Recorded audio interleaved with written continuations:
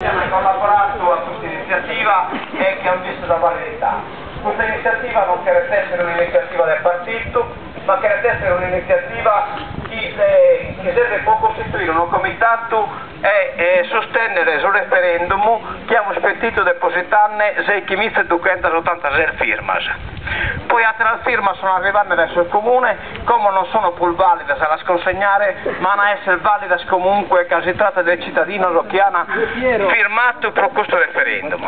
Sul testo del suo referendum lo potete vedere scritto in occhio, se controlla l'installazione in Sardegna di centrali nucleari e di siti per lo stoccaggio di scorie radioattive da essere residuato preesistenti.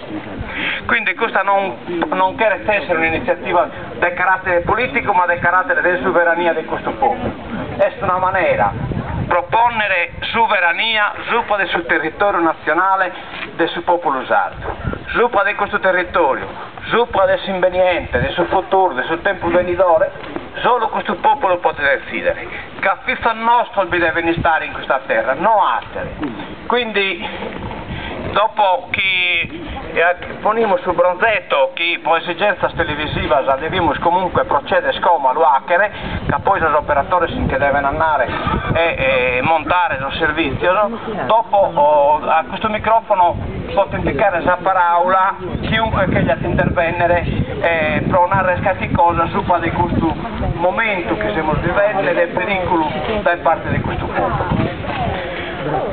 Sul bronzetto io che ho una targa semplicissima, che nessuno simbolo, che nessuno patrocinio, è un bronzetto che ha fatto questo popolo a tempo suo, una riproduzione chiaramente, la targa è una targa semplice, battezzata Sardiania, adesso Cirras e adesso Sardegna tutto e su pericolo nucleare.